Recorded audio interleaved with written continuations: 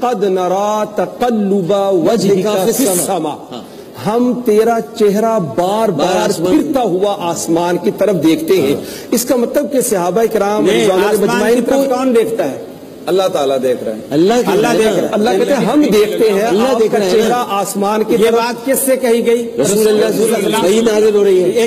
یہ بات ویسے بھی آپ کے عقیدے پر بھی زیادہ پڑ رہی ہے. جو آیت آپ پڑھ رہے ہو اس سے آپ کے عقیدے پر زیادہ. اب آپ کی بات چونکہ وہ آپ کو قابو نہیں آ رہی تو آپ نے عقیدے پہ زد لگا دی. کیوں پڑھ رہی ہے مجھے سمجھائیں. میں یہ سب قابل ہے، میں جاہل ہوں، میں سمجھنا چاہتا ہوں. آپ جب یہ کہہ رہے ہیں کہ اللہ تعالیٰ کہہ رہا ہے ہم آپ کا چہرہ آسمانوں میں پلٹتا ہوا دیکھتے ہیں، پیار ہے. ایک منٹ، میں مانتا ہوں. اس سے کیا ثابت ہوا اللہ رب العالمین کی ذات کس طرف ہے؟ نہیں اللہ رب العالمین دیکھ رہا ہے. اللہ دیکھ رہا ہے اپنے حبیب کو. اللہ تکتا رہتا ہے، ارے اپنے پیارے کو تکتا رہتا ہے. یہ بھی آیا میرے سوال کا جواب آپ نے نہیں. مگر اس میں یہ کیا بات ہے؟ یہ تو سوال ہی نہیں ہے. یہ تو سوال ہی نہیں ہے. اللہ عرش الرحمن علی العرش استوى، یہ بات ہی نہیں ہے نا. اسی لیے میں کہہ رہا تھا کہ آپ کے عقیدے پر امام بخاری رحمۃ اللہ الرحمن علی العرش استوى. آسمان کا مطلب دیکھنا یہ نہیں ہوتا کہ خدا وہاں. آسمان کی طرف کا مطلب ہوتا ہے وہ بہت بڑا ہے، اونچا ہے، اونچا دیکھو. ڈاکٹر صاحب آپ کسی ایسے بچے کو بلاؤ جس کو میں یہاں دیکھوں خدا کو یوں دیکھیے نہیں دیکھ سکتا. ڈاکٹر صاحب دیکھیے میں خدا کو یوں نہیں دیکھ سکتا. میں یوں نہیں دیکھ سکتا، میں یوں دیکھوں گا بھائی. بالکل، اس لیے کہ وہ ہے اوپر. نہیں یوں نہیں کہوں گا نہیں، وہ ادھر بھی ہے ادھر بھی ہے. دیکھیے آپ ایک چھوٹے سے بچے کو بھی بلائے نا جو بول نہ سکتا. بچے سے کیوں پوچھیں؟ علماء سے پوچھیں آپ. ہاں تو پھر بچے سے کیوں پوچھ رہے ہیں؟ اس لیے کہ یہ مسئلہ ایسا ہے کہ بچہ بھی سمجھتا ہے. اچھا، اللہ نے اس کی فطرت میں ڈالا. لوگوں نے غلط پڑھا دیا. آپ ہمیشہ دعا مانگیں. یعنی عرفات کے موقع پہ رسول اللہ جب اس طرح ہاتھ اٹھا کے دعا کر رہے تھے، آپ کی بغلوں کی سفیدی ظاہر ہو رہی تو آسمان بھی تھا. اللہ میں آسمان کی بات اللہ اکبر، اللہ اکبر، اللہ بڑا ہے تو بڑا آسمان اوپر دیکھتے ہیں، عرش پر ہے. آپ ہمیشہ دعا مانگتے ہیں، آپ ہاتھوں کا رخ کدھر کرتے ہیں؟ اچھا یہ میرے مگر اس سے سمت نبی کریم کو معراج ہوئی، نبی کریم کو معراج ہوئی، آپ کو معراج ہر جگہ ہے کہ جایا گیا. اللہ حاضر و ناظر ہے، ہر جگہ ہے نا، ہر جگہ. علم کے اعتبار سے، ذات کے اعتبار سے عرش پر. استغفر اللہ کہ اللہ تعالیٰ کے استغفر اللہ کی کیا بات ہے؟ اللہ عرش پہ. ایک صحابی نے اپنی لونڈی کو تھپڑ مار دیا کسی جرم کی بنیاد پر.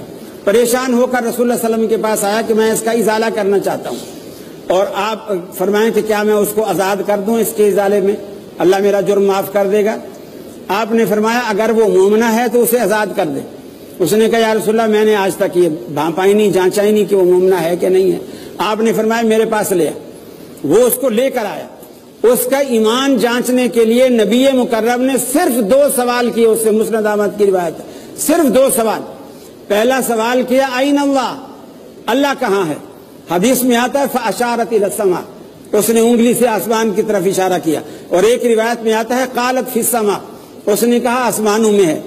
آپ نے دوسرا سوال کیا من انا، میں کون ہوں؟ آپ نے اس خادمہ نے کہا انت رسول اللہ، آپ اللہ کے رسول ہیں. آپ نے فرمایا مومنہ ہے، اسے آزاد کر دے. تو اس کا ایمان جانچنے کیا ثابت ہوا؟ وہ اپنا علم بتا رہی ہے، وہ اپنا علم بتا رہی ہے، وہ اپنے علم کے بارے میں بتا رہی ہے. اس کا مطلب وہ رسول کو سکھا رہی ہے کہ اللہ ماں ہے. اچھا ڈاکٹر صاحب آپ یہ وہ رسول کو سکھا تو نہیں رہے، اپنا علم اللہ کے نبی کے سامنے جواب دے رہی ہے اور آپ غلط بات پر خاموش ہو گئے. نہیں بات غلط کا ہے ہی، اس میں وہ اپنا علم بتا رہی ہے. میں یہی تو کہہ رہا ہوں بات غلط نہیں. ہر بندہ، ہر عام انسان بھی اوپر کی طرف دیکھتا ہے کہ اللہ وہاں پر. اس کا یہ مطلب تو نہیں کہ اللہ کی سمجھے. میرا سوال ہے خلیل الرحمان صاحب سے، اگر اللہ تبارک و تعالیٰ جیسے آپ کہتے ہیں کہ وہ عرش کی طرف ہے تو آپ نماز عرش کی طرف نہیں، عرش پر. اچھا جی عرش پر ہے، چلیں بقول آپ کے وہ عرش پہ، تو آپ منہ قبلے کی طرف کیوں کر کے نماز پڑھتے ہیں پھر اوپر؟ اس لیے کہ عرش والے نے کہا ہے. اچھا جیسے عرش والے نے کہا ہے، جیسے قبلہ اللہ تبارک و تعالیٰ کی تجلیات کا مرکز ہے، اسی طرح عرش بھی اللہ کی تجلیات کا مرکز ہے. اللہ کائنات کو گھیرے ہوئے، آپ کی تفکر نہیں چاہیے اپنے مجھے قرآن مجید یا حدیث کی نصوص چاہیے. لیکن آپ کیا سمجھ رہے ہیں وہ نہیں چاہیے. لیکن قبلتن ترداہ میں خطا نہیں ہے، قبلتن ترداہ میں خطا نہیں ہے. بالکل. اللہ رب العالمین اپنی ذات کے اعتبار سے عرش پر ہے، اس کا علم، اس کی سماع، ایک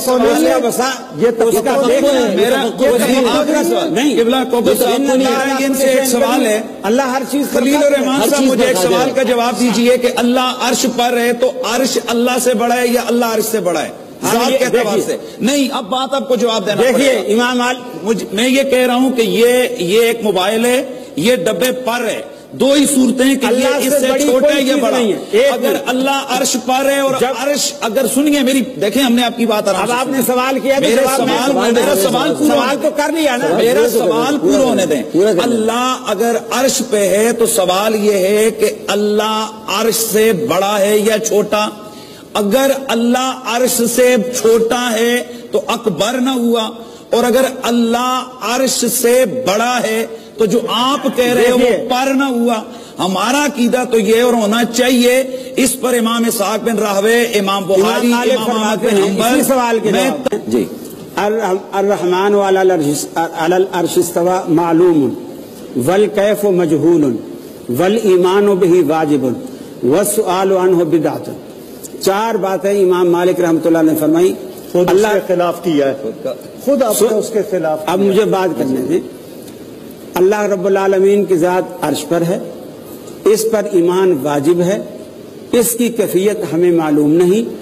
اس کے بارے میں سوال کرنا, جیسے عرش بڑا ہے اللہ بڑا ہے, اس کے بارے میں سوال کرنا بھی جاتا ہے. انہوں نے یہاں اس روایت کا عرش کیا ہے یہ بھی نہیں کسی کو معلوم. عرش کیا ہے یہ بھی نہیں معلوم کسی کو. ڈاکٹر صاحب عرش کا تو پتا ہے, عرش کا یہ بھی اس عبارت کا ترجمہ غلط عرش بھی نہیں پتا کسی کو کیا پتا ہے. عرش بھی نہیں, آپ صحیح کر رہے ہیں. انہوں نے اس روایت کا ترجمہ غلط کیے. کل میں انشاءاللہ صحیح کریں نا, کل ہو جائے گی نا بات. ڈاکٹر صاحب کل نہیں ہوں گے, یہ بھی بلا لوں گا کل. نہیں بھائی تم سب لوگ کل آ جانا یار, آ جائیں گے یہ لوگ کل.